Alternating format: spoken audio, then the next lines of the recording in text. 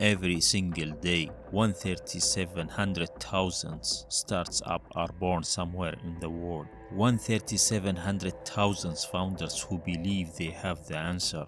137,000 teams who sacrifice sleep, saving, sanity for a vision. And every single day, most of them are already dying. Not from competition, not from bad timing, not from a lack of hustle, from something far more dangerous. A belief, a single, silent, seductive belief that feels like a strength right before it becomes collapse. 90% of startups fail, not some, not most, 9 of 10. Today, we open the record. Here's the first lie.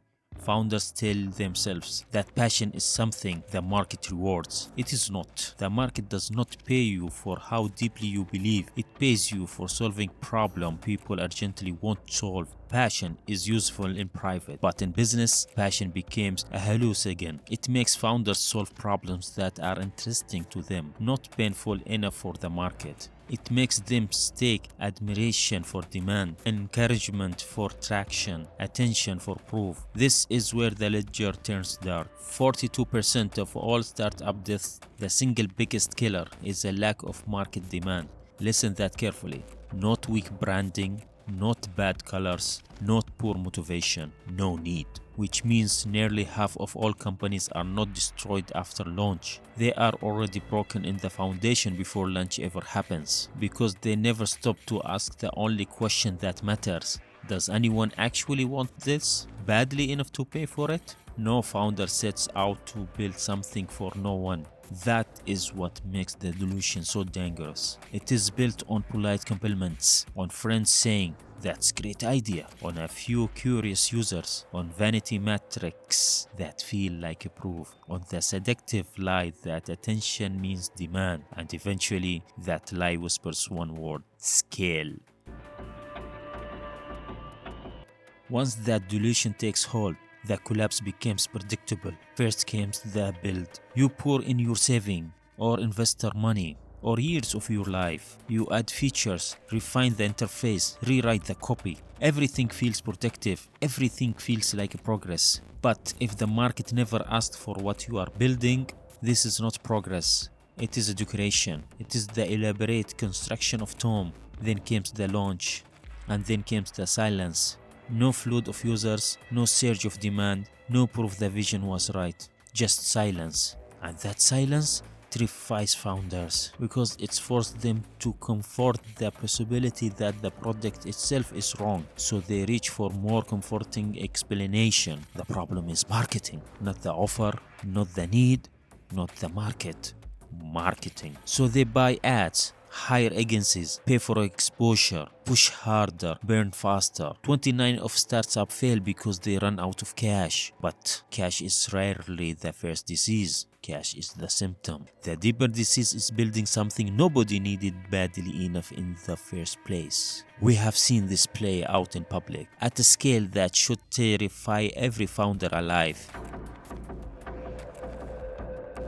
Juicero raised $120 million from Google Venture, client Brankins, and top VC firms. The machine was sleek, premium, overbuilt, elegant. Juicero was burning $4 million every single month. Then came the moment that ended everything. A journalist discovered you could squeeze the juice packs with your bare hands for free. The $700 machine, the one that had attracted over $120 million in investment, was unnecessary. It was not breakthrough. It was an expensive monument to a founder's fantasy. Juicero ceased operation just 17 months after launching.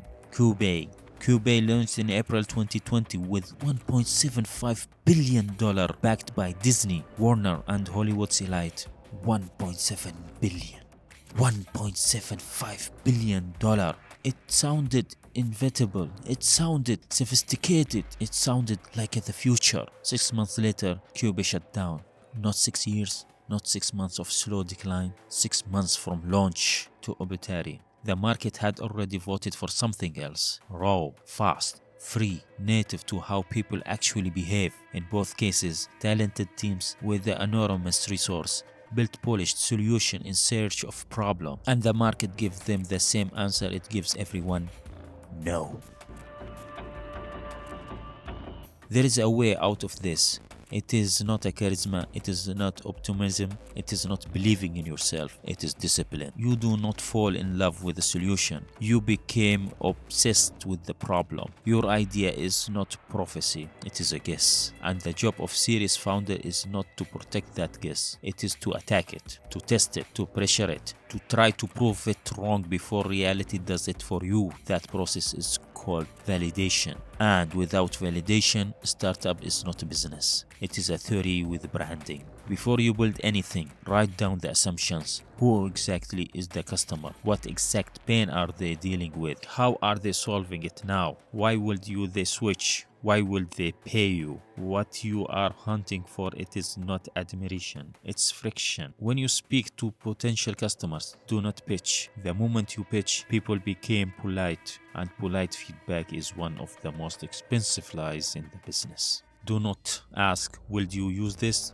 Or do you like this idea? Instead ask, walk me through the last time this happened. What did you try? What did it cost you? Why was that not enough? You are looking for emotional heat, frustration, workarounds, money already being spent. This is evidence. Conversation is cheap, interest is cheap, compliments are cheap. The only single that matters is commitment. A pre-order, a deposit, a decision that costs the customer something real. If nobody commits, the market is speaking. Listen. 48% of startups are gone within 5 years. 65% within 10 years. Most founders are not killed by lack of effort. They are killed by attachment. Attachment to the idea, attachment to the identity of being a visionary, attachment to the fantasy that building is the same thing as proving. It is not. The market does not care how long you work. It does not care how elegant your interface is. It does not care how much money you raised. When a product meets market that does not need it, the market wins every time. So the real choice is this. Be an artist. Build something beautiful for yourself and hope the world notice, or be a scientist. Dismantle risk, test reality, and earn demand before you scale. Do not build a beautiful tomb for your idea. Interrogate the market. Distrust your own passion. Demand evidence before belief. This is how you avoid becoming another number in the ledger. This was one entry in ledger.